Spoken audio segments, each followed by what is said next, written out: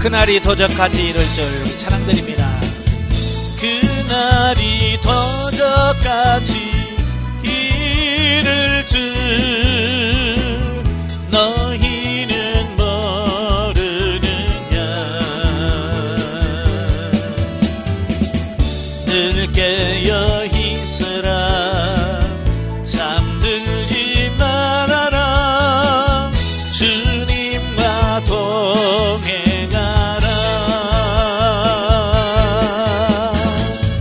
항상 기뻐하라 쉬지 말고 기도하라 범사에 감사하라.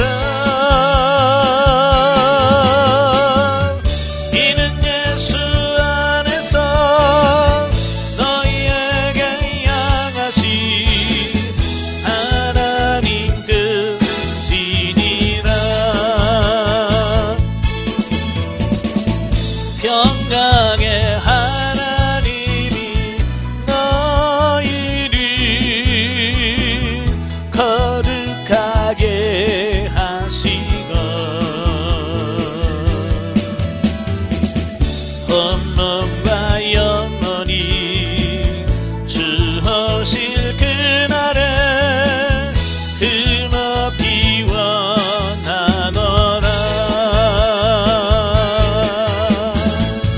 항상 기뻐하라 쉬지 말고 기도하라 범사에 감사하라. 이는 예수 안에서 너희에게 양하신 하나님 뜻이니라. 아멘. 기도하겠습니다. 은혜로우신 아버지, 오늘도 귀한 시간 허락해 주시고 오늘 하나님의 말씀 유다서를 같이 보게 하셔서 감사합니다. 이 말씀을 나눌 때 성령께서 함께 하시고 우리 지각을 열셔서 알게 하시고 생각나게 하시고 깨닫게 하옵소서. 시종을 주님께 맡겨오며 예수님의 이름으로 감사하며 기도합나이다. 아멘. 예, 이 시간은 교재 179페이지입니다. 179페이지에 보시면 유다서의 서론적 이해가 나오게 되어지는데요. 이 제목 헬라 원문의 부분의 제목은 이후다라고 되어 있어요. 이후다라고 하는 말은 유다의 것이란 뜻이거든요. 그래서 본서의 이름을 따서 붙여졌다라고 이렇게 보면 되겠고요. 자, 이 저자 본서의 저자는 전통적으로 예수님의 동생인 유다로 인정되어 왔어요. 그러다가 이제 19세기에 들어가면서 일부 작자들이 본서에 나타난 그 영주주의는 2세기에 발흥한 이단이라는 점, 예. 또 3절에 나오는 단번에 주신 믿음의 도란 신앙과는 2세기 이후에 성립되었다. 또 17절에 사도들의 미리 한 말은 본서가 사도시대 이후에 기록되었다라는 이런 근거들을 이유로 들어서 본서가 예수님의 동생인 유다에 의하여 기록된 것이 아니다라고 부인을 했어요.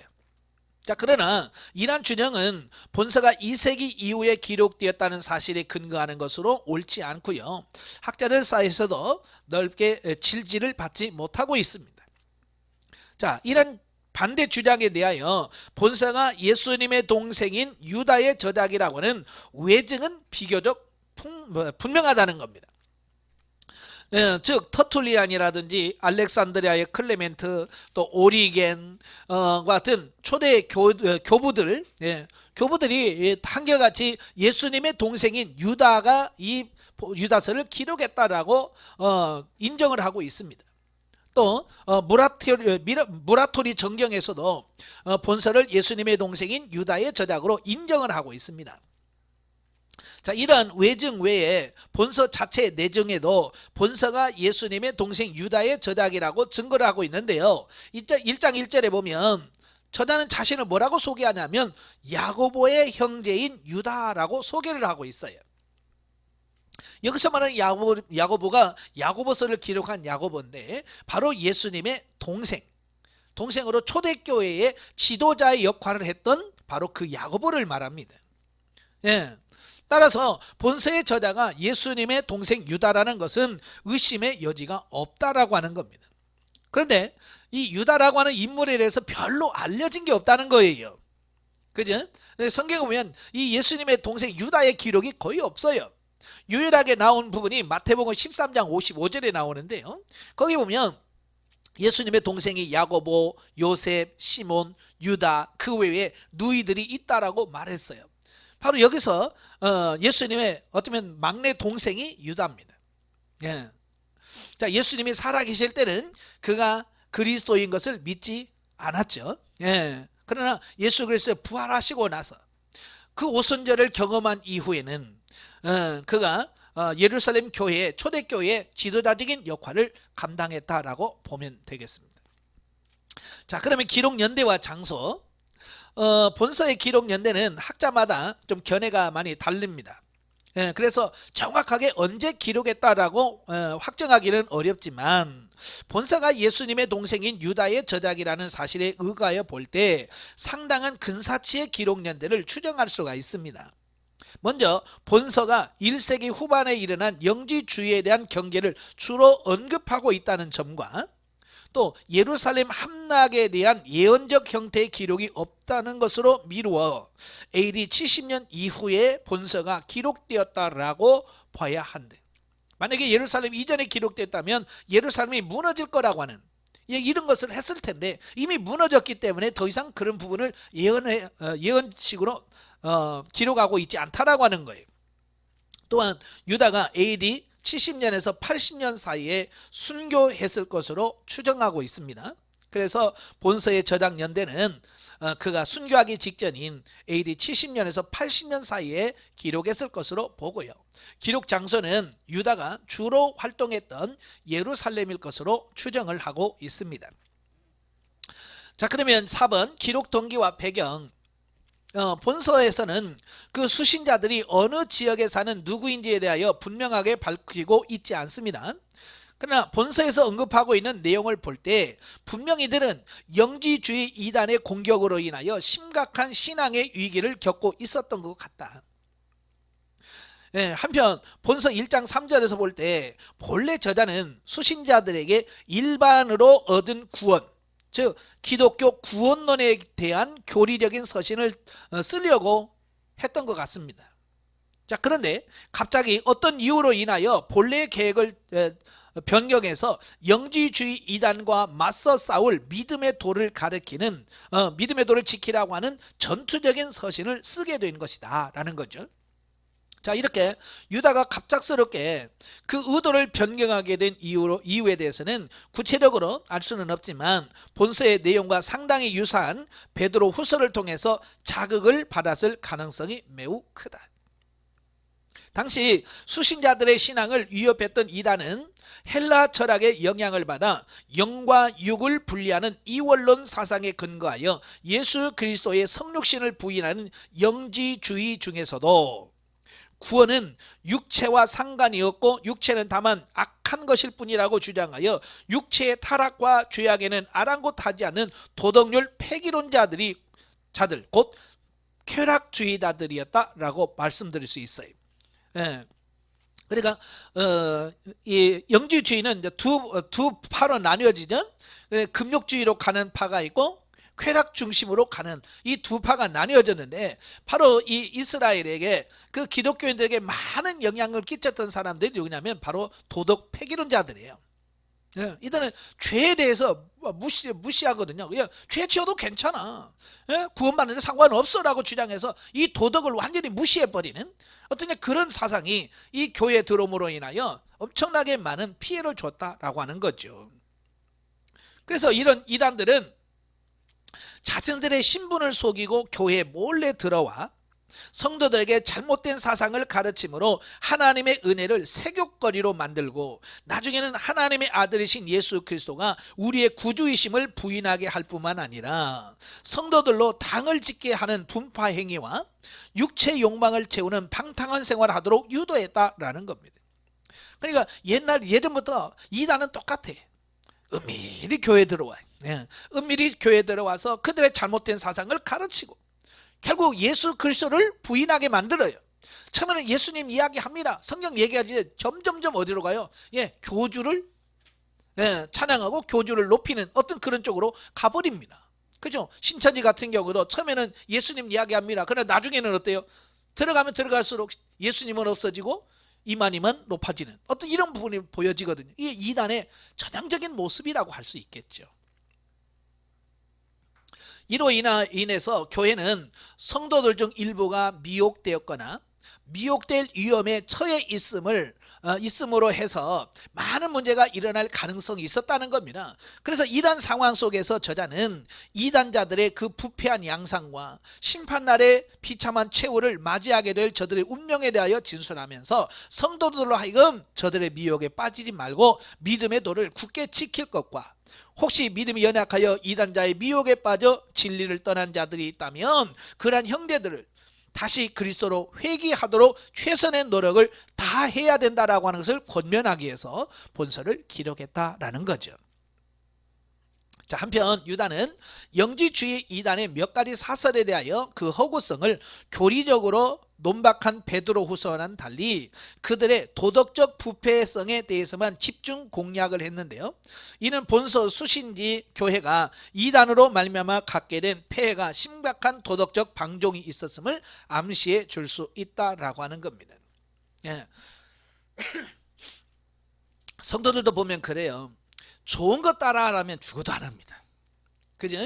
좋은 거 따라하면 잘 안 해. 근데 이 나쁜 거 따라하라면 어떻게 그렇게 잘 따라하는지 몰라요. 그거 시키지 않아도 그렇게 잘해. 이게 죄성이 있기 때문에 그렇거든요. 바로 이들도 그런 문제들 때문에 그 도덕 폐기론자들이 들어와서 막 교회에서 엉망으로 만들면 어찌 보면 교회에서 신앙생활하기 좀 어렵잖아요. 그죠? 술 안 마셔야 돼, 담배 안 피워야 돼, 놀러 못 가지, 막 이런 거. 그래서 좀 어찌 보면 억압받는 듯한 느낌을 받았었는데 그들이 와서 그런 거 필요 없어. 술 먹어도 돼, 담배 피워도 돼, 그냥 막 만들어 살아도 돼. 그러니까 어때요? 진리를 아는 사람이라면 너 하겠지만 믿음이 없는 사람들은 그래? 그래도 구원받아? 그럼 굳이 이렇게 어렵게 받을 필요가 없잖아요. 그잖아요. 그죠? 구원받는 길이 있다면, 다른 길이 있다면 굳이 그렇게 이렇게 할 필요가 없잖아요. 그래서 많은 사람들이 미혹된단 말이에요. 그래서 그 부분에 대해서 강하게 책망할 수밖에 없었다라고 하는 거예요. 유다서의 특징을 보면 첫째, 본서는 비록 한 장밖에 안 되는 분량이지만 형식상 서신의 구조를 충실하게 갖추고 있고요. 내용 또한 체계적으로 논리 정연하게 전개되어지고 있고요. 두 번째, 본서는 베드로후서 2장과 내용이 매우 흡사하다. 그다음에 세 번째, 본서는 두 개의 위경, 즉 모세의 승천기와 에녹 일서를 인용하고 있다라고 하는 겁니다. 그로 인해서 본서의 정경성을 의심받기도 하였으나 AD 397년 카르타고 회의에서 정경으로 공인되었다라고 하는 겁니다. 자, 우리는 이 성경 66권만을 정경으로 인정을 하잖아요. 그죠? 그래서 성경으로 정경이라고 하는 말은 성경으로 인정받은 66권을 가리킬 때 정경이라고 우리가 얘기를 해요. 그 다음에 외경이라는 게 있어요. 외경. 자, 외경이라고 하는 말은 이 정경만큼은 못 미치지만 그래도 성령의 영감이 많이 포함되어 있는 책이다 라고 보는 책을 바로 외경이라고 그래요. 그래서 천주교에서는 이 외경까지도 성경으로 인정을 합니다. 그 다음에 위경이 있어요. 위경이라고 하는 말은 정경으로 인정할 수 없는 것들로 주로 BC 2세기에서 AD 3세기경에 기록된 것인데요. 이들은 자기 이름으로 쓰는 것이 아니라 예전에 성경의 고대 유명한 현인들, 에녹이라든지 모세라든지 이런 다윗이라든지 이런 사람들 이름을 따서 마치 그 사람들이 쓴 것처럼 기록한 책들이 있어요. 바로 이제 이걸 위경이라고 그래요. 그래서 이런 위경들 중에서 모세의 승천기가 있고 또 에녹서가 있습니다.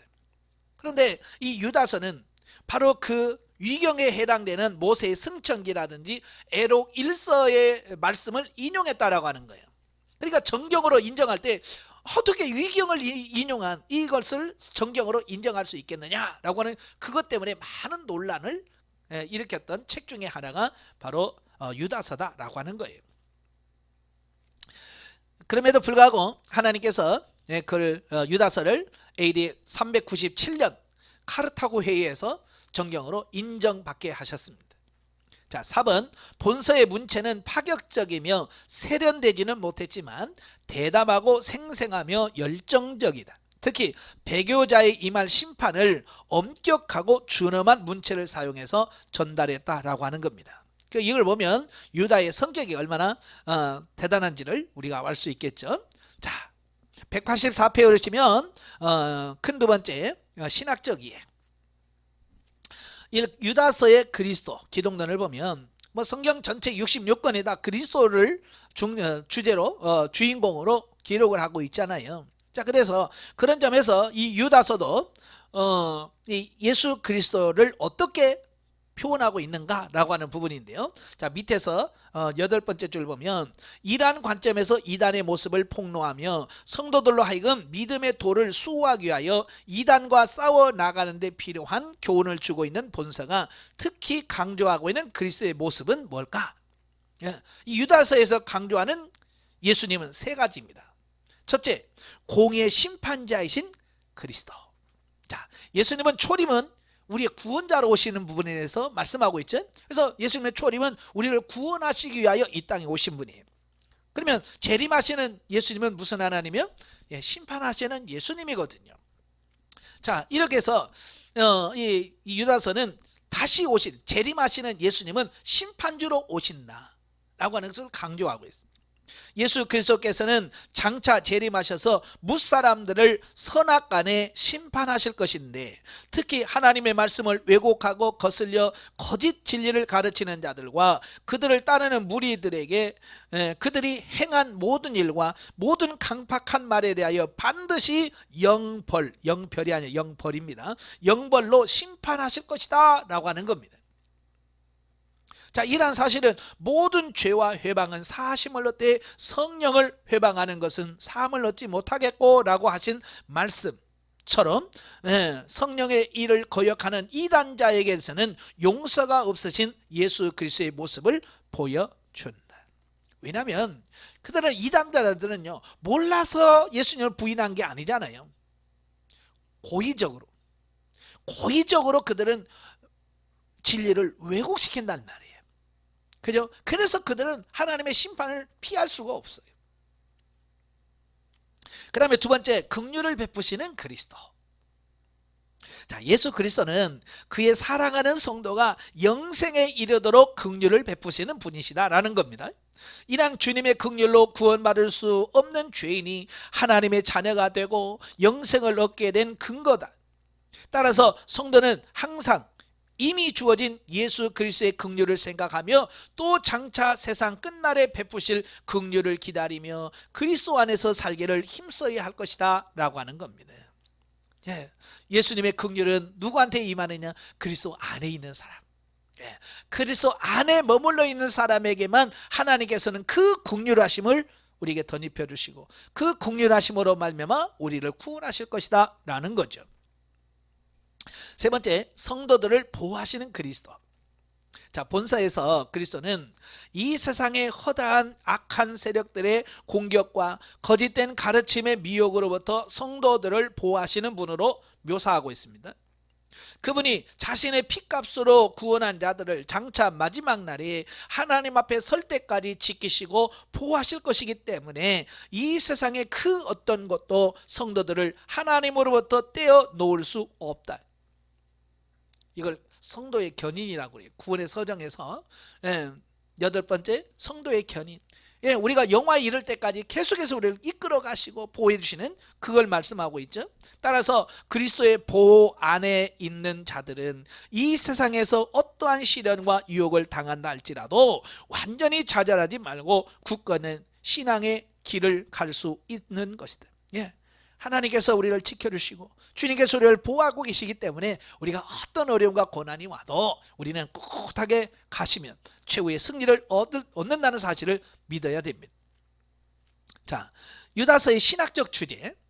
자, 본서의 가장 기본적인 주제는 교회 내에 은밀히 들어온 거짓 교사들로 인해 참된 복음의 일꾼인 사도들이 전해준 진리의 말씀들이 왜곡되고 이단 사상에 빠질 위험에 처한 성도들에게 영지주의와 같은 이단 사상에 미혹되지 말고 복음의 진리인 정통신앙을 사수하고 믿음에 서서 교회를 굳건하게 지키라는 것입니다.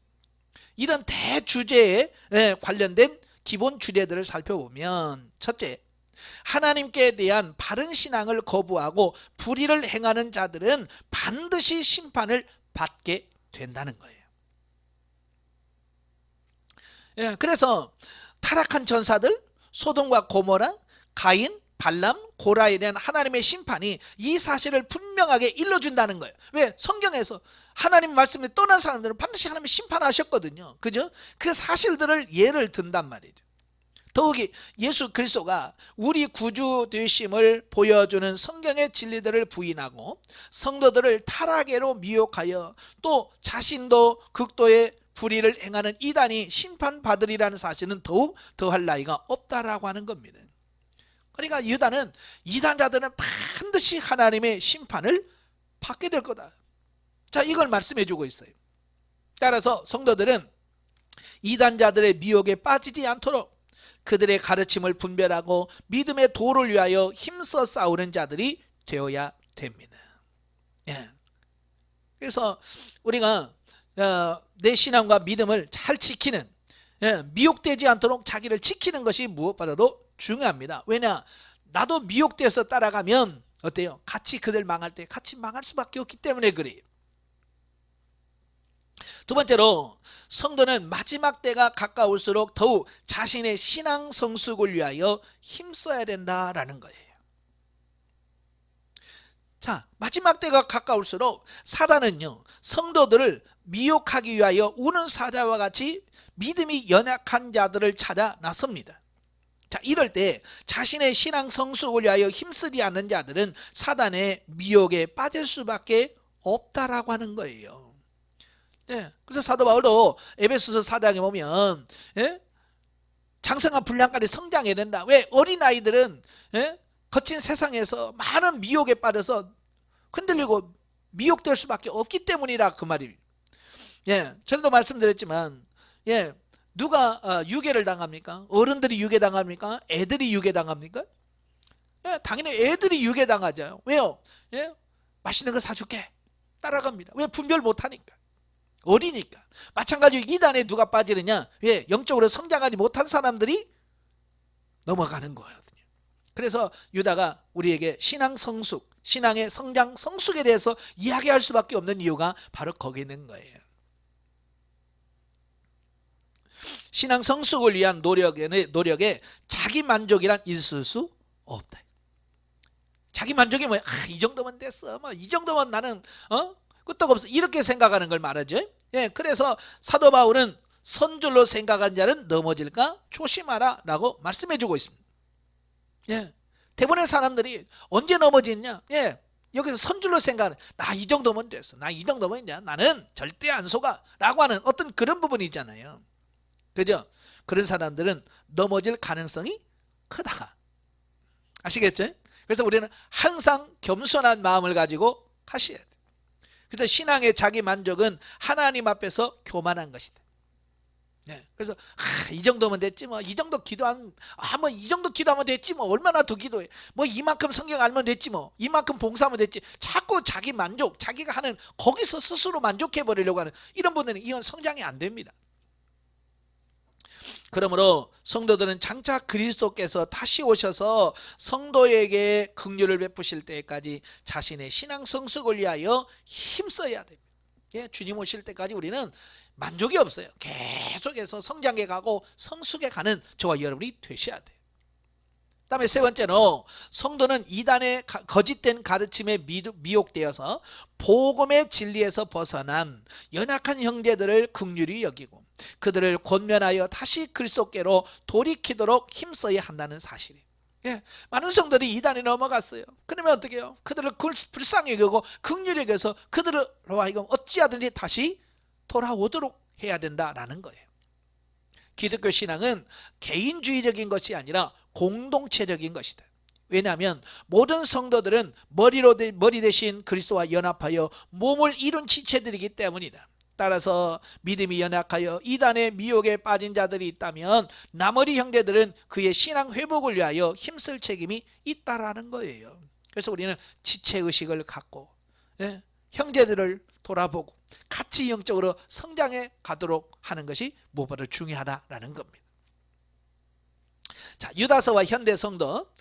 본서에서 유다는 거짓된 교훈을 가르치는 영지주의 이단의 정체와 운명, 그리고 그들과의 영적 싸움에서 이길 수 있는 방법을 가르쳐 주면서 성도들에게 단번에 받는 믿음의 도를 굳게 지킬 것을 교훈하고 있는데, 이는 당시의 성도들뿐만 아니라 항상 주변 이단 사상의 위협과 도전에 노출된 채 복음의 진리를 따라 살고자 하는 현대 성도들에게도 동일하게 교훈을 주는 바, 본서가 현대 성도들에게 주는 교훈을 보다 구체적으로 살펴보면, 첫째, 이단의 특징은 자신의 정체를 숨기고 복음의 진리를 따르는 것처럼 행세한다는 거예요. 그러니까 이단은 속임수의 대가들입니다. 거짓의 아비인 마귀를 닮아서 기가 막히게 거짓말도 잘합니다. 그래서 우리가 분별을 잘해야 돼.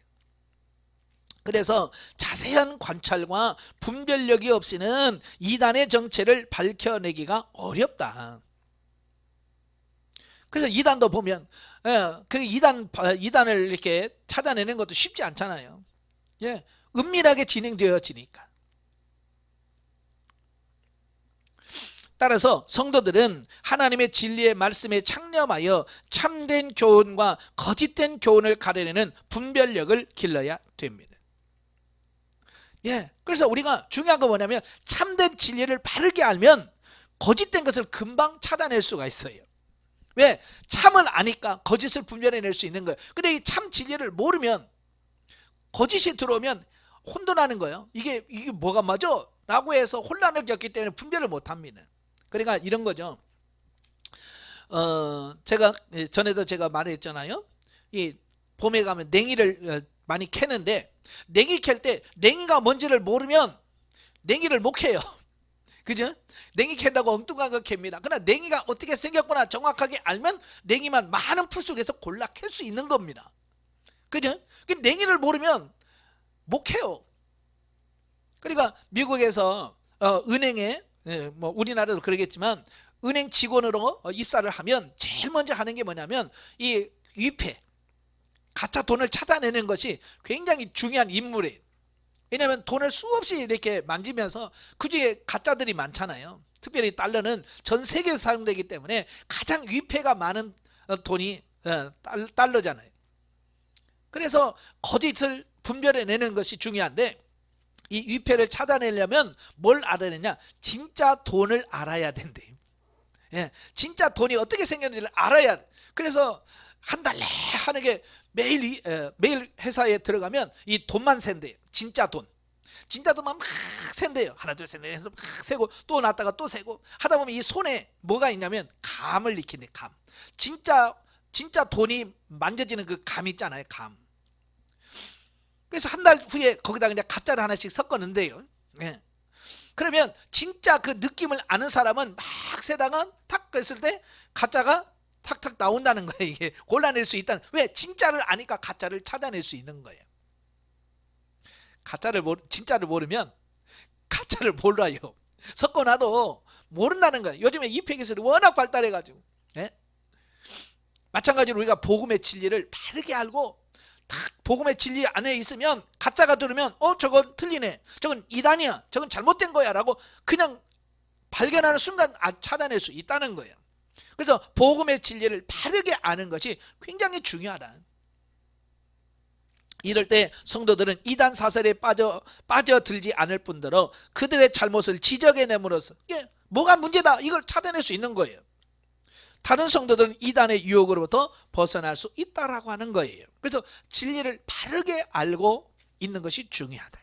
두 번째로, 이단들은 하나님의 은혜를 세욕거리로 만들 뿐만 아니라 예수 그리스도를 부인하는 자로서 하나님의 공의로운 심판을 피할 수 없는 자들이다. 따라서 성도들은 이단에 대하여 동정하거나 잘못을 지적하지 않은 애매한 태도를 취해서는 안 되며 그들을 철저하게 경계해야 된다. 전에도 말씀드렸지만 이단에 대해서는 분명한 태도가 중요한 겁니다. 나는 너를 도무지 인정할 수 없다라고 하는 어떤 분명한 태도가 말씀에 이걸 알려줘야 되는 거예요. 근데 그들이 접근했을 때 확실하게 이걸 말 못하면 그들도 그렇게 생각할 거예요. 저거 몇 번 찍으면 넘어가겠네? 라고 하는 어떤 그런 생각을 줌으로써 그들이 계속 접근할 수 있는 어떤 그런 유지를 내가 주어는 거예요. 제가 동물의 왕국이라는 프로를 굉장히 좋아했어요. 예전에. 그 동물의 왕국을 보면 이 사자가 어슬렁어슬렁하고 이렇게 다니잖아요. 그러면요, 그걸 보고 이 사슴이나 이런 사슴들이 팔짝팔짝 높이 막 뜁니다. 사자들 앞에서 팍 뛰면서, 이거 뭐예요? 나 건강해, 나 못 따라올 걸. 그러니까 나한테 덤비지 마. 이제 그런 신호를 사자에게 보내요. 그러면 사자는요, 아주 무심한데 신경 없사는 듯이 싹 그냥 유유히 걸어갑니다. 여러분, 건강하면 사자가요 정상적으로만 못 따라갑니다. 예. 그래서 사자는 정상적인 건강한 사슴 안 따라가요. 못 따라갑니다. 그래서 안 쫓아갑니다. 왜? 따라가봐야 못 잡으니까 힘만 빼는 거거든요. 그래서 어슬렁어슬렁 다니다가 아픈 것 있잖아요. 그죠? 아파서 좀 시원찮은 거, 그러면 접근하는 거예요. 마찬가지로 이 이단들이 어슬렁어슬렁 다니면서 건강한 사람, 건강한 신앙 안 찾아봅니다. 왜? 해봐야 안 넘어가니까. 그래서 건강하지 않는 초신자, 믿음이 없는 신자들을 보면 이 밥이다 생각하고 덤비는 거거든요. 그래서 여러분들이 그들에게 나는 건드려봐야 소용없어 라고 하는 강한 메시지를 그들에게 줘야 돼요. 예. 세 번째, 우리가 주변에 횡행하는 이단과의 영적 싸움에서 승리하는 길은 하나님의 말씀에 근거한 믿음에 따라 살아가며 성령으로 기도하고 항상 하나님의 사랑 안에 거하는 길뿐이다. 더욱 이단의 배후에는 사단의 뜻을 거역하며 성도들을 실족케 하는 사단의 세력이 있는 바, 성도들은 인간의 무기가 아닌 하나님이 주신 전신갑주를 무기로 삼아 싸워 나갈 때 승리할 수 있다라고 하는 겁니다. 우리의 싸움은 혈과 육의 싸움이 분명히 아니라고 그랬죠. 영의 싸움이라고 그랬어요. 그래서 기도가 필요한 거예요. 네 번째, 성도 중 이단의 유혹에 빠져 미혹게 된 형제들을 사랑과 기도와 관심을 갖고 그들에게 이단의 정체를 밝혀줌과 아울러 그들이 하나님의 진리에서 떠난 것을 깨닫게 하여 본래의 참된 믿음의 도에 거하도록 하는 것이 우리 형제에 대한 사명이다 라고 하는 겁니다. 그래서 그들이 듣든지 아니 듣든지 진리를 선포하고 전하될 사명이 있다라고 하는 거예요. 네. 여러분이 저한테 그래요. 자기 언니가 신천지에 빠졌는데 어떻게 하면 좋으냐. 그래서 제가 그래서 그 연락 끊으면 그를 영영 구원할 길이 없어요. 그래서 자주 연락을 하세요. 마음이 안 내키겠지만 그 언니를 정말로 구원하기를 원하신다면 자주 연락해서 다른 말 하지 마세요. 다른 말 해봐야 안 들어갈 겁니다. 그러나 꼭 한마디만 하세요. 하나님이 당신을 사랑한다고.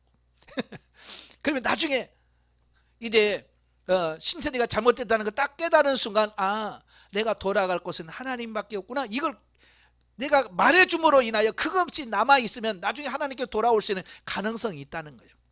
그러나 나중에 아, 신천지가 잘못했구나 라고 인정을 해도, 깨달아도 그런 걸 없으면 내가 돌아갈 곳이 없네.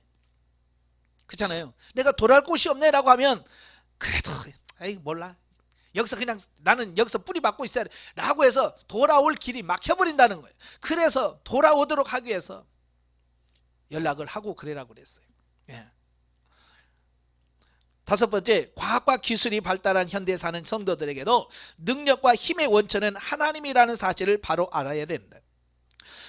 자칫 문명의 이기를 우리를 보호하고 행복한 삶을 살아갈 수 있게 되는 도구로 여기는 어리석음을 범할 수 있는데, 성도들은 그러한 잘못에서 벗어나 모든 악과 환난에서 승리하게 하며 성도로 온전히 신앙의 삶을 살아가게 하시는 하나님을 바라보며 살아가야 된다. 자, 많은 사람들이 과학이 발달되는 걸 보면서 뭐라고 그래요? 야, 이 시대에 무슨 하나님이 무슨 필요해? 달나라를 왔다 갔다 하는데 무슨 하나님이 어디 있어? 이런 사람들이 많거든요. 그들은 왜 과학이 최고라고 신봉을 하는 사람들이 많아요. 지금 요즘에. 그래서 지금 과학을 신봉하는 사람들은 예수님을 더 안 믿으려고 하는데, 저는 그래요. 과학이 발달할수록 저는 하나님의 능력의 위대함을 다시 한번 깨닫는 거예요. 지금 뭐래요? 뭐 히토리라든지 이런 지하 장원 광물이 있잖아요. 그죠? 옛날에는 전혀 그냥 돌덩인 줄 알았는데, 그냥 소금덩어리인 줄 알았는데, 그 속에서 희한한 희금속이 나오게 되고, 그래서 그걸 찾아내서 요즘에 반도체를 쓰고 막 그러잖아요. 그죠? 많은 분들이 이런 과학이 너무너무 발달해서 막 이런 거 찾아내 라는 말을 할 때 저는 무슨 생각이 드느냐면, 야, 하나님은 어떻게 아시고, 그렇잖아요. 이 2000년대에 그런 것을 찾아서 쓸 걸 하나님은 미리 아시고, 이 천지를 창조하실 때 다 땅속에다가 다 숨겨놓으신 거야. 그 히토리라든지 이런 희귀한 금속들을 다 이 지하 자원 속에 다 넣어놓은 거예요.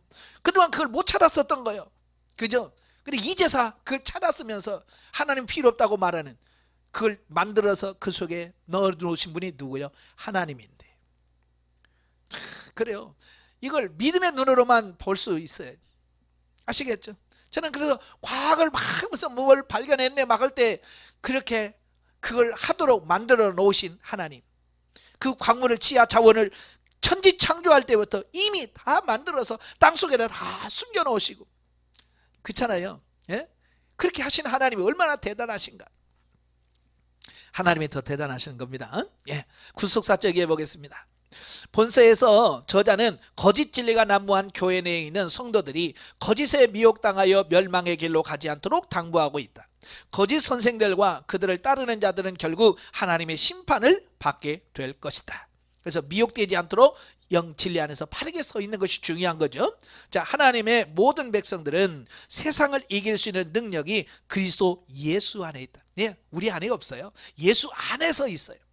그래서 인간의 지혜와 능력으로는 세상을 이길 수 없지만, 그리스도 구속의 은혜로 날마다 우리를 진리로 세우고 흠없는 자로 인도하시는 하나님의 능력이 자기를 의지하지 않고 하나님의 도우심을 바라는 이들을 향해 항상 격려하고 세상을 이길 수 있도록 모든 환경을 통해서 역사하신다. 아멘.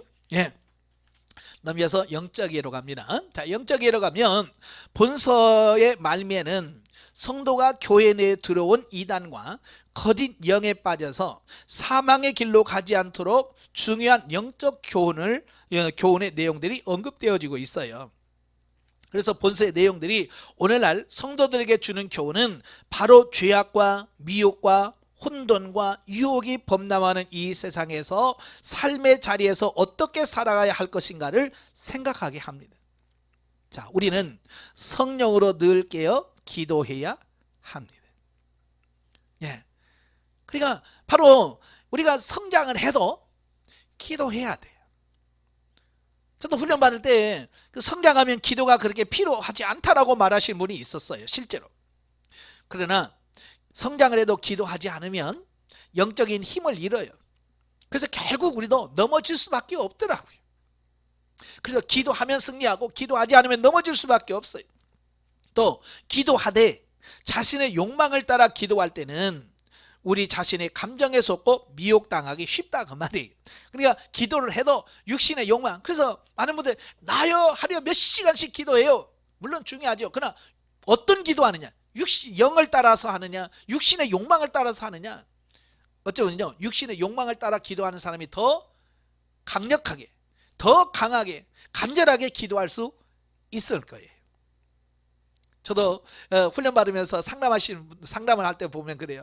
많은 분들이 생명단계에 들어가서 뭐라고 말하냐, 목사님 예전 같지가 않아요, 기도가요. 옛날에는 막 눈물 나오고 정말 간절한 기도가 나왔는데 요즘에는 뭐 그런 기도가 안 나와요. 그래요. 왜 그럴까요? 왜 성장했는데 왜 간절한 기도가 안 나올까요? 예, 육신적인 애달음이 없거든요, 사실은. 옛날에는 막 육신의 문제가 그렇게 컸던 거예요.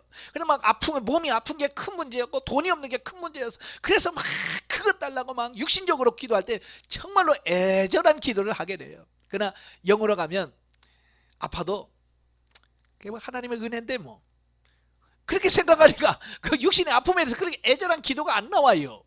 그죠? 예. 그렇다고 해서 수준이 낮아진 건 아니요. 예전보다 훨씬 더 수준이 높은 기도인 거예요. 단지 육신이 느꼈을 때는 예전보다도 기도가 못하다라고 느껴진다 그 말이에요.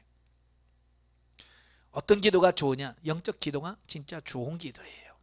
아시겠죠? 자, 우리가 먼저 신령한 성전으로 세워져서 거룩한 믿음으로 자기를 건축하여 진리로 굳게 설 뿐만 아니라 믿음이 연약하여 미혹에 빠진 자들을 바르게 인도해야 한다. 그러니까 우리 지도자들은 나만 세워지면 된다가 아니에요. 나가 세워져야 되고요. 그게 가장 중요한 거고, 내가 세워졌으면 이제 다른 사람을 진리로 세우는 그 일을 해야 되는 게 지도자가 해야 할 일이란 그 말입니다. 예, 매 순간 우리는 하나님의 사랑 안에서 굳게 서서 새 생명에 이르도록 말씀 안에서 견실히 자기를 지켜가야 한다. 아멘. 자, 본문 이어로 갑니다. 뭐 한 장밖에 없습니다만은 이단의 불의에 대한 고발과 이단에 대한 경계 및 신앙 성숙을 권면하는 내용이 전체 내용인데요. 자, 그 중에서 1절부터 4절 인산말과 본서 집필 동기입니다. 자, 보면은 본서의 도입부에 해당되는 부분으로서 수신자에 대한 문안 인사와 함께 본서를 기록한 동기에 대해서 말씀해 주고 있어요. 그 중에서 1절과 2절은 문안 인사를 언급하고 있는 부분인데요. 저자는 먼저 본서의 발신자와 수신자를 밝히고 수신자에게 축도를 하고 있고요. 특히 유다는 자신을 뭐라고 소개하냐면 예수 그리스도의 종으로 묘사하고 있다라고 하는 거예요. 자, 이는 그가 예수 그리스도를 단순히 혈통적 시각으로 바라보지 않고 그가 진정한 하나님의 아들이시라는 사실을 분명하게 인식하고 있음을 의미합니다. 또한 그리스도 앞에서 그의 철저한 겸손의 모습을 보인 것이라고 하겠습니다. 만약에 여러분 같은 뭐라고 표현, 예수님이 있는데 그 바로 우리 형이야, 뭐 이렇게 했을 거 아니에요, 그죠? 그죠? 그런데 유다는 육신으로 보면 자기 형이지만 영적으로 보면 메시아인 거예요, 그죠? 그래서 그는 육신으로 예수는 우리 형이었어 라고 표현하는 게 아니라 내가 그분의 종이다, 영적으로 그 관계를 바라봤던 거예요. 예. 그래서 그는 주의 형제라고 교만하지 않고 그는 주의 종으로, 그리스도의 종으로 자기를 소개하고 있다는 거예요. 자, 3절과 4절에서는 이제 본서의 기록 동기를 언급하고 있는데요. 자, 여기서 유다는 자신의 집필 동기가 1차적으로는 기독교 구원론에 관한 진리를 성도들에게 일깨워주고 나아가 그러한 구원에 대한 확신하는 믿음을 가지고 교회 안에 몰래 침투해 들어온 이단을 경계할 뿐만 아니라 보다 적극적인 투쟁을 통해 이단을 척결하도록 하는 데 있음을 분명히 밝히고 있다라고 하는 거죠. 자, 여기서 유다가 특별히 염두에 두고 있는 이단은 바로 성자 예수 그리스도의 성육신을 부인함으로 기독교 구원론의 뿌리를 뒤흔들 뿐만 아니라 육체를 악한 것으로 가르침으로써 사람들을 극도의 방종으로 인도하는 영지주의자들이었다. 예, 그러니까 유다가 가장 지금 지적하려고 하는 이단이 바로 영지주의자들이라고 하는 거죠. 그래서 이 영지주의자들은 그 신앙과 자유를 빌미로 합니다. 아마 여러분 영적으로 성장하면 자유해야 됩니다, 자유하세요라는 말을 할 건데 그 자유라고 하는 말을 오해하면 안 돼요. 자유라고 해서 내 마음대로 내가 살고 하고 싶은 대로 하는 걸 자유라고 생각하면 안 됩니다. 그런데 이 영지주의자들은 이 자유를 뭘로 이해했냐면 방종으로 이해를 했어요. 그냥 내 마음대로 살아도 되는구나. 자, 그래서 육신을 방종하고 죄를 짓는데 그 육체를 사용했다라고 하는 겁니다. 여러분, 우리가 영적으로 성장하면 성장할수록 죄와 멀어져야 돼, 그죠? 이게 정상적인 거예요. 내가 영적으로 성장하면 성장할수록 죄와 멀어져야 하고 성결한 삶으로 살아져야 되죠. 근데 영성훈련했다고 나 성장했다고 하면서 자꾸 죄를 짓고 하나님과 멀어진다면 그건 잘못된 거잖아요. 어떤 분은 나 이제 자유해, 내 맘대로 해도 돼, 나 이제 오늘부터 기도 안 해, 나 오늘부터 성경 안 읽어, 나는 오늘부터 예배 안 나가, 이게 자유냐? 그럼 방종이죠. 그렇잖아요. 어쩌면 내가 영적으로 성장할수록 더 예배 예배 잘 드려야 되고 더 기도 열심히 하고 열심히 더 봉사하고 희생하고 그래야지 그게 진짜거든요. 예. 그런데 영성 훈련한다고 성장했다고 해서 내 마음대로 한다고 하는 것은 절대로 아니다라고 하는 거예요. 그래서 우리가 자유와 방종은 분명히 구분할 수 있어야 된다라는 겁니다. 자, 넘겨서 192페이지 보시면 5절부터 16절에 보면 이단자들에 대한 하나님의 심판의 확실성에 대해서 말씀해 주고 있어요. 자, 본문에서 유다는 이단자들에 대한 심판의 필연성을 과거 불의한 자들에게 행하렸던 하나님의 심판의 새 전례를 통해서 보여주고 있습니다. 그러니까 유다는 이단자들 반드시 하나님이 심판해 라고 우기는 게 아니라, 그냥 우기는 게 아니라 구약에서 전례, 하나님의 심판이 실제로 이루어졌던 예를 들어주면서 설명하는 겁니다. 여러분, 세상에서도 재판할 때 이 재판장이 마음대로 이렇게 판단하는 것 같지만 이 재판장들도요, 뭘 예를 들냐면 판례라는 게 있어요. 판례. 이런 죄를 지었을 때 누가 어떤 형벌을 내렸더라 라고 하는 판례가 있거든요. 그래서 판례를 참작해서 하거든요. 예를 들어서 도둑질 했어요. 도둑질 했는데 이만한 도둑질을 했을 경우에는 징역 1년이다 라고 누가 판례를 내면 그 다음에 그와 똑같은 도둑질을 하면 1년을 판결하는 어떤 이런 게 그게 전통이거든요. 그러니까 이 판례 기준이 굉장히 중요한 거거든요. 그래서 이단자들이 하나님 우리 심판 안 해 라고 말할 때, 아니야, 성경을 봐. 이렇게 하나님은 심판한 전례가 있어, 판례가 있어. 그러니까 어때요? 지금도 이렇게 심판하실 거야 라고 하는 판례를 예를 드는 거예요. 그래서 5절부터 7절에서 새 심판의 전례를 드는데요. 첫째, 출애굽 당시 이스라엘의 멸망. 그 다음에 자기 주위를 떠난 천사들의 멸망 6절, 소돔과 고모라 성의 멸망 7절, 이렇게 세 가지로 설명을 하고 있어요. 자, 그 중에서 첫 번째, 출애굽 당시 이스라엘의 멸망은 하나님의 불신앙한 자들에 대한 심판의 신뢰입니다. 그죠?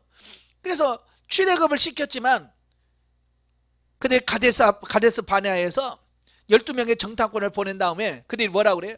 우리는 못 들어가. 우리는 죽겠다. 우리 차라리 애굽으로 돌아갈래. 하나님 안 믿은 거예요. 그러니까 하나님께서 뭐라고 그랬어요? 내가 진멸하겠다. 그래 모세가 중보 기도하니까 어때요? 너 광야에 40년을 돌아라. 그러면서 40년 동안에 그들을 다 진멸하겠다. 한 사람도 모세와 여호수아와 갈렙 외에는 그 가나안 땅에 들어갈 사람이 없을 거다라고 말했어요. 그래서 40년 동안 광야 돌면서 그때 계수함을 받았던 사람이 다 죽고, 어때요? 하나님의 심판이 그대로 성취되었다는 거예요. 자, 그리고 두 번째로 이 자기 주위를 떠난 천사들이죠. 천상세계에서 자기 주위를 떠난 천사들에 대한 하나님의 심판이 있었고요. 또 셋째는 하나님의 법을 무시하고 육체를 따라 자영자지하던 소돔과 고모라 성에 대한 하나님의 심판의 신뢰를 세 가지를 들어서 봐라, 이렇게 범죄하고 타락하니까 하나님께 심판했잖아. 그래서 심판의 확실성에 대하여 역사적 근거를 대고 있는 거죠. 다음으로 8절부터 13절에서는 당시 이단자들의 죄악된 모습을 지적합니다. 자, 즉 유다는 이단자들에 대한 심판의 확실성을 단정하기 전에 먼저 그 심판의 원인이 되는 그들의 죄악상을 고발하고 있습니다. 그래서 크게 두 가지인데요. 첫째는 7절에 보면 다른 육체를 따라가다가, 그래서 다른 육체를 따라가다. 여기서 다른 육체를 따라간다라고 하는 것은 뭘 말합니까? 육체를 따라, 육신의 욕망을 따라 산다라고 하는 것을 의미합니다. 그래서 그것은 다른 육체를 따라갔다라고 하는 말은 성적인 타락을 의미하는 거예요. 이게 성이라고 하는 것은 레위기에서도 분명히 우리가 말씀드렸지만 하나님께서 그 부부 간에만 허용한, 하나님께서 허락한 축복이 성이에요. 그죠? 근데 이 타락한 이들은 그 순리에 따라 이 결혼 관계가 아니라 뭐 요즘에는 문제가 됩니다만은 동성애, 또 수간, 또 부부가 아닌 자와의 성생활 이런 것들을 다 다른 육체를 따라간 어떤 이런 부분에다가 지금 설명해 주고 있어요. 아까 말한 도덕 폐기론자들이 주로 했던 그런 죄악들을 여기서 지적을 하고 있는 겁니다. 그 다음에 8절에 보면 꿈꾸는 이 사람들이라고 말합니다. 꿈꾸는 이 사람들이라고 말하는데요, 여기서 꿈꾼다라고 하는 것은 꿈이나 환상을 통해서 계시를 받았다고 주장을 하는 사람들을 가리키는 겁니다. 그러니까 이단자들의 특징이 뭐냐면 자꾸 이 꿈이나 환상들을 자꾸 강조한다는 거예요. 그러니까 신천지가 사람들을 미혹할 때, 그러니까 예를 들어서 전철 타러 막 가는데 사람을 만났어요. 그러면 그들이 그런다는 거예요. 어머, 어젯밤에 꿈에 배웠는데 여기서 뵈네. 자, 그러면서 마치 그 만난 것이 우연이 아니라 하나님이 계획하신, 하나님의 섭리 안에서 마치 그게 이루어진 것처럼 속이는 거예요.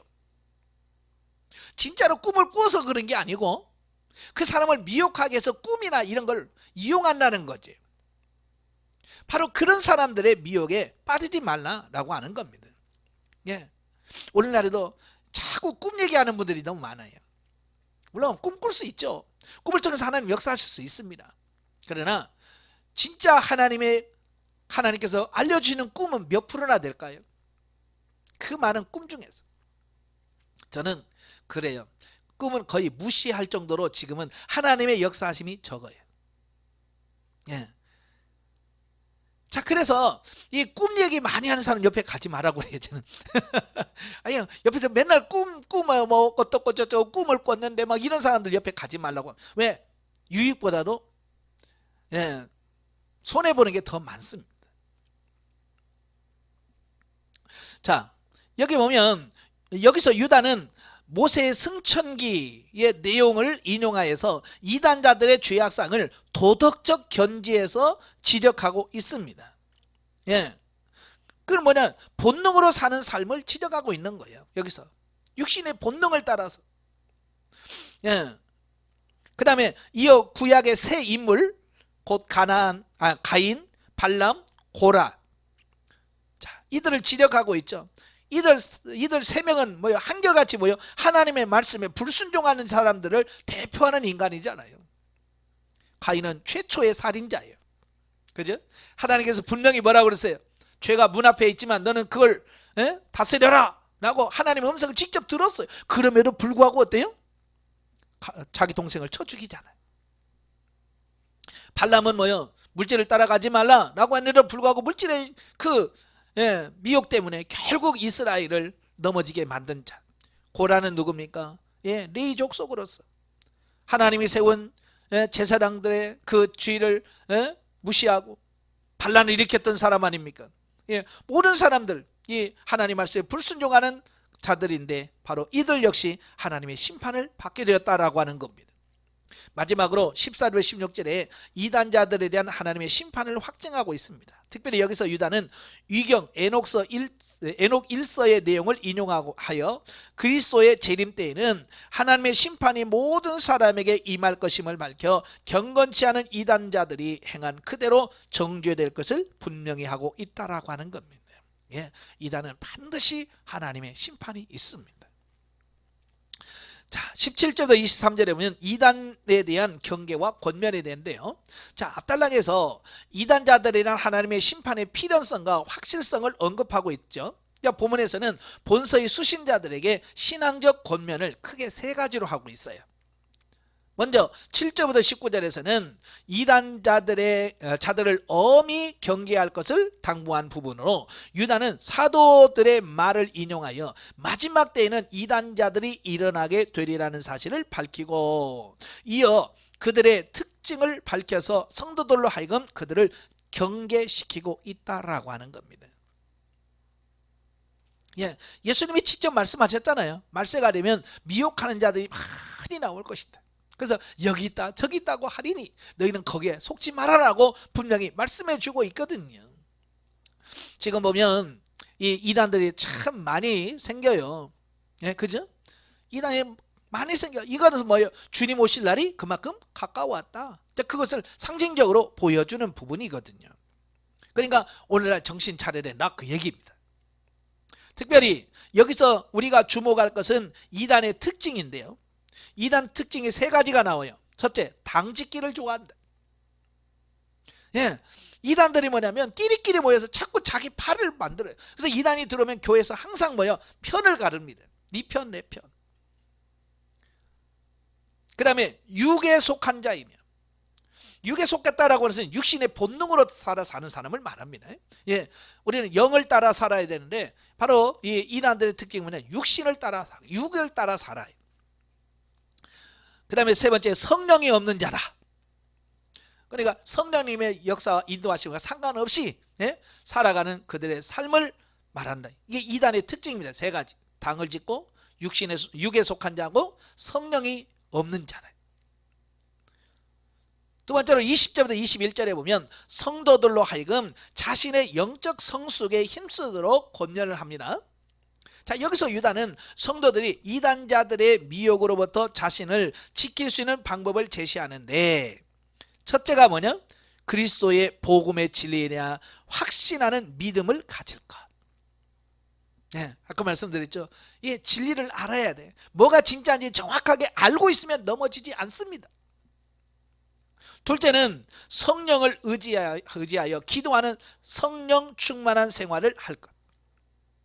예, 우리가 항상 기도해서 성령 충만하셔야 돼. 그래야 이단에 넘어지지 않습니다. 셋째는 항상 하나님의 사랑 안에 거할 수 있도록 진리 가운데서 행하기를 힘쓸 것. 넷째, 마지막으로는 세상 끝날 곧 그리스도께서 긍휼을 베푸사 영생을 주시는 날을 바라보며 인내할 것들을 말씀해주고 있습니다. 이 네 가지를 잘 기억하시길 바라요. 네, 끝으로 성도들로 하여금 이단자들에 의하여 미혹된 자들을 바른 길로 인도하도록 권면하는 부분이 22절, 23절입니다. 자, 여기서 유다는 성도들이 바른 길로 인도해야 할 이단의 미혹된 자의 형태 세 가지를 말씀해주고 있는데요. 네, 누가 잘 이단에 미혹될 것인가? 첫째, 의심하는 자들. 예, 의심하는 자들인데요. 이들은 미혹되기는 했지만 그 정도가 덜 심각한 자들로 진리를 의심하며 믿음이 흔들리는 자들이나 사랑으로 권면하여 돌아보면 쉽게 돌이킬 수 있는 자들이다. 예, 그러니까 미혹됐어요. 이단에 넘어갔어요. 근데 이 첫 번째 의심하는 자들은 넘어갔지만 아직 그들에게 확신을 갖지 못하고, 그죠? 이단으로 가긴 갔지만 이단이 이게 정말 진리야 라고 확신을 갖지 못하는 그런 상태에 있는 사람들을 가리키는 거죠. 그러니까 이단에 빠져 있지만 아직 깊이 들어가지 않은 사람들은 쉽게 빠져나올 수 있는, 이런 가능성이 있는 거죠. 그래서 그들을 위해서는 어떻게 해야 돼요? 열심히 권면하고 기도해야 되겠죠. 사랑으로 권면하여 돌아보면 쉽게 돌이킬 수 있는 자들이다. 아직 그들은 이단에 쑥 빠지지 않았기 때문에. 두 번째로 멸망의 불에 들어간 자들이다. 이들은 이단 사설에 깊숙이 빠진 자들, 이제 그대로 놔두면 이단자들과 함께 멸망할 자들이다. 따라서 성도들은 이러한 자들을 황급히 구원하지 않으면 안 된다.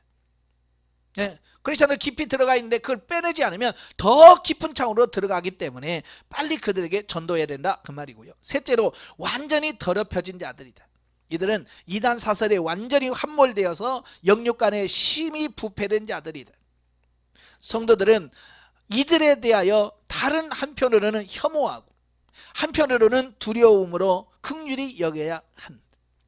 즉 그들의 죄는 미워하며 혐오하되 그들의 영혼은 불쌍히 여기는 마음을 가지라고 하는 부분이에요. 우린 자칫 잘못하면 그 죄도 미워하고 그 사람 자체도 미워해버리는 어떤 그런 성향을 갖고 있거든요. 그래서 죄는 미워하되 그 영혼은 불쌍히 여겨라 라고 하는 말씀이에요. 이러한 죄인을 향한 긍휼의 마음은 궁극적으로 우리를 향하신 하나님의 심정을 10분의 1이나마 이해하게 해줄 것이다 라고 하는 겁니다.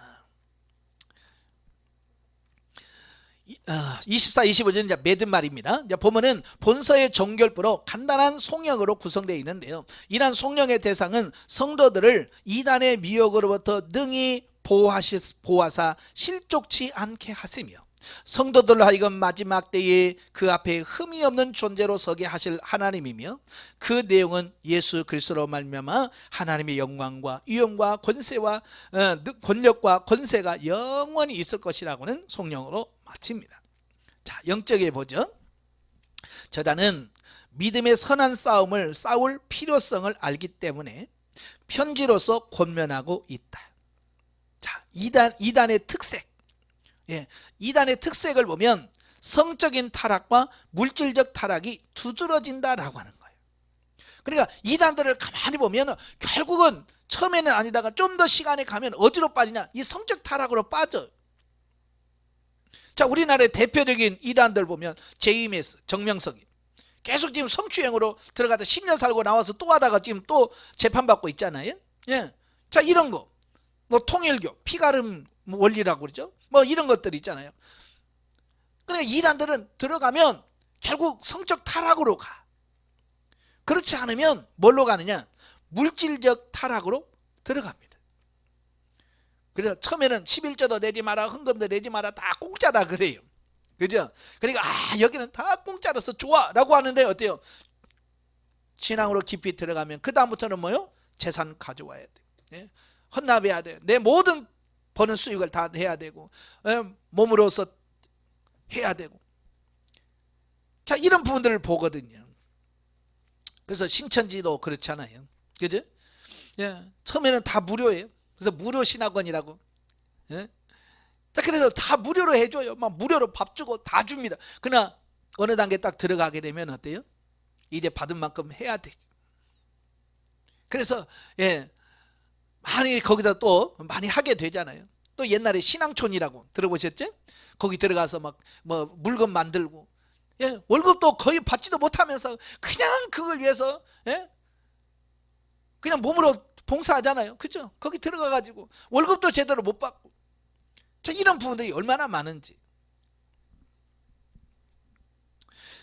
자, 4절에 보면 거짓 교사는 진리 안에서 누리는 은혜를 도덕적인 규례로부터 해방하는 것으로 오해하여 성적 도덕적 타락으로 도덕적으로 타락한다라고 하는 겁니다.